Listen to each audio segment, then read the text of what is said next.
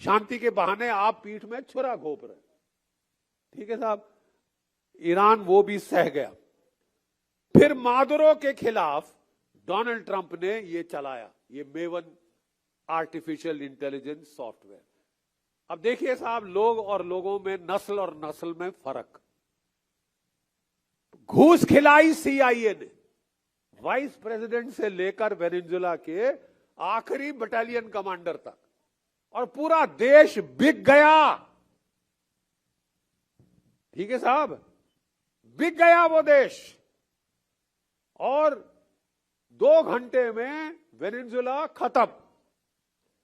जहां 2 घंटे में इन्होंने वेनेजुएला को खत्म किया, डोनाल्ड ट्रंप साहब का सर 7वें आसमान पे चढ़ गया।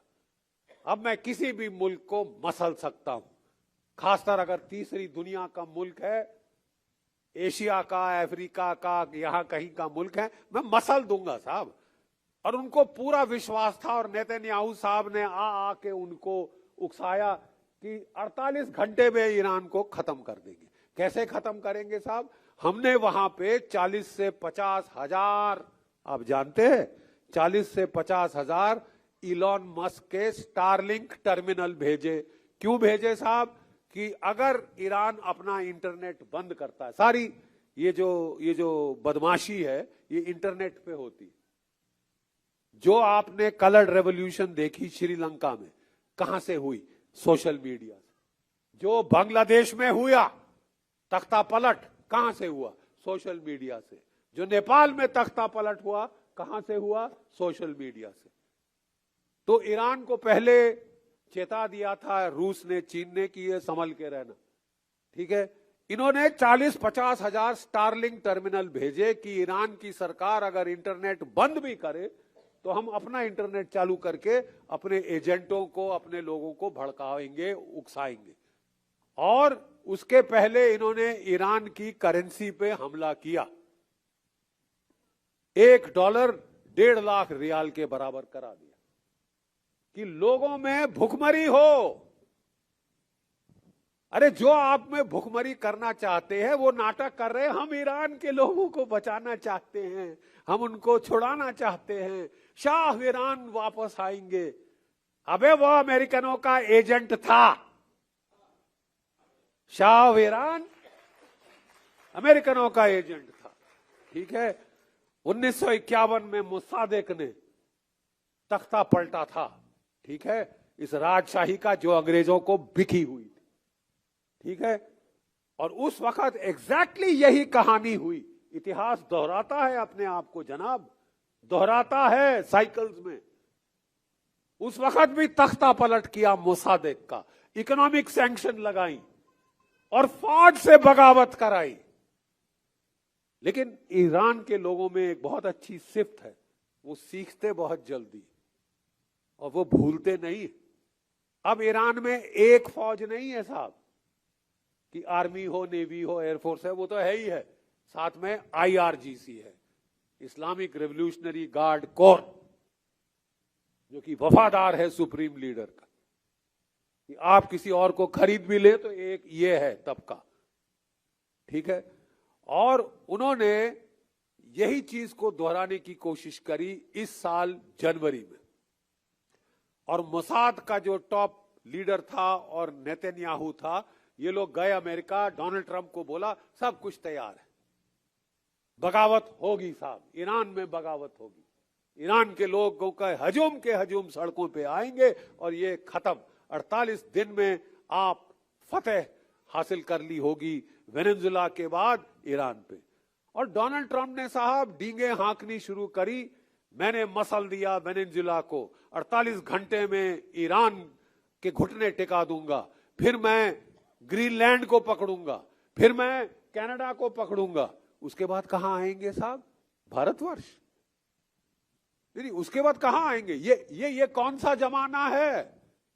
क्या ये कॉलोनियलिज्म का जमाना है? मेरे को वेनेजुएला का तेल चाहिए, मेरे बाप का है, ये लो, ये मेरे पास है और है उसके पास। ईरान का तेल मेरा है, मैं ले लूंगा।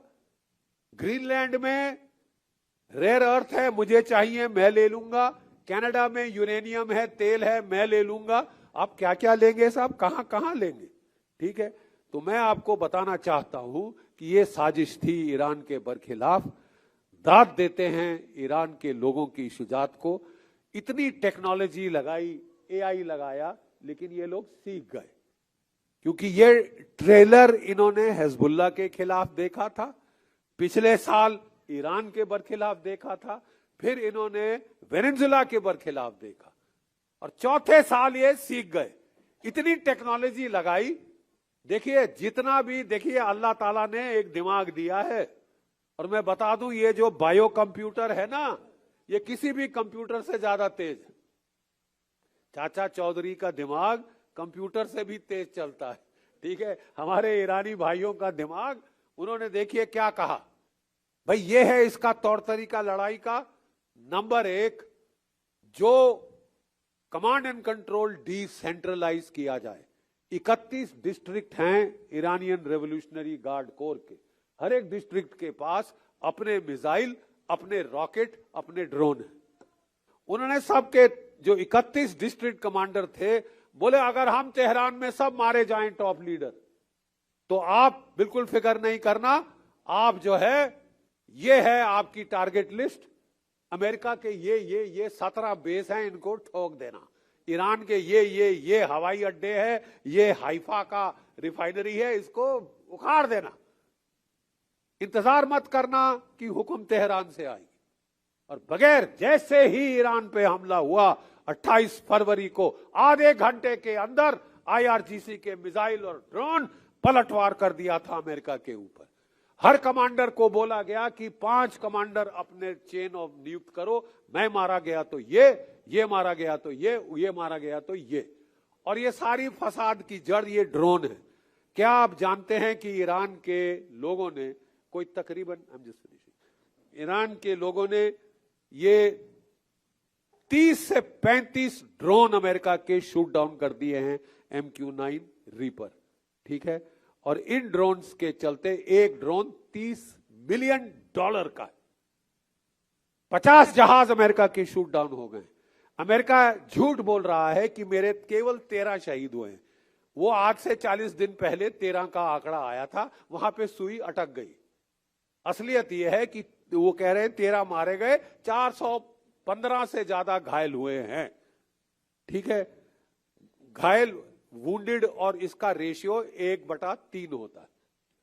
ठीक है, इसका मतलब 100 से ज्यादा तो अमेरिका के सिपाही मारे गए, जो कि वो अपने लोगों से छुपा रहे हैं, क्योंकि वहां के लोग कह रहे हैं कि साहब हम अपने देश के लिए कुर्बानी देने को तैयार हैं, हम इजराइल के लिए नहीं मरना चाहते। आज मेरे को खास इतना आक्रोश क्यों है, क्योंकि ये जो आर्टिफिशियल इंटेलिजेंस सॉफ्टवेयर लगाया गया था, उसी की गाइडेंस से मिनाज के स्कूल पे हमला हुआ था। कंप्यूटर में हम बोलते हैं गार्बेज इन गार्बेज आउट। अगर आप गंद डालें कंप्यूटर में, गंद ही निकलेगा। और नाम बड़ा बड़ा टेक्नोलॉजी का लगा के आपने 168 बच्चियां मारी हैं।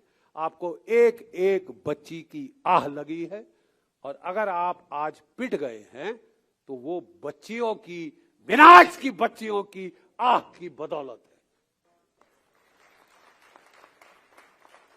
कुरान शरीफ में साफ लिखा है, एक भी मासूम का कत्ल पूरी दुनिया का कत्ल।